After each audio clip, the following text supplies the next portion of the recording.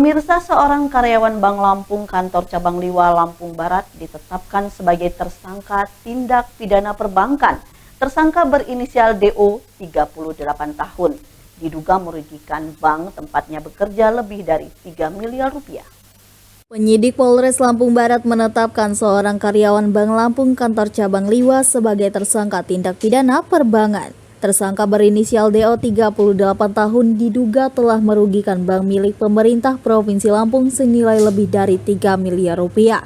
Kapolres Lampung Barat AKBP Rinaldo Aser mengatakan pengungkapan kasus itu berawal dari laporan Kepala Bank Lampung KCP Liwa ke kepolisian tentang adanya dugaan kerugian Bank Lampung KCP Liwa sebesar lebih dari 3 miliar rupiah.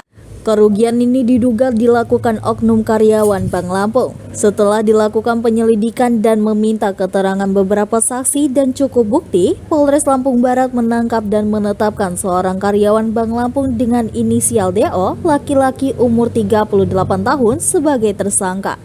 Tersangka dijerat pasal 49 ayat 1 Undang-Undang Nomor 10 Tahun 1998 tentang perbankan dengan ancaman penjara minimal 5 tahun maksimal 10 tahun dan denda minimal 10 miliar maksimal 200 miliar rupiah. Ini Polres Lampung Barat dalam hal ini Satreskrim Polres Lampung Barat sudah melakukan penahanan terhadap pelaku inisial DO, yang mana kasus ini bermula dari adanya pengaduan dari pihak Bank Lampung yang ada di Kabupaten Lampung Barat dengan modus salah satunya yaitu di mana pelaku DO ini mengambil uang dari debitur, tetapi uang tersebut tidak disetorkan ke bank tetapi dipergunakan untuk kepentingan pribadi yang bersangkutan.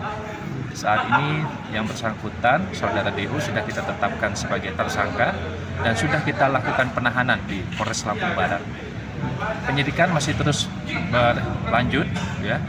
Jadi tidak tertutup kemungkinan apabila kita di dalam proses penyidikan tersebut menemukan bukti-bukti baru ataupun saksi-saksi baru yang nantinya akan kita panggil dalam rangka untuk melengkapi proses penyidikan kita.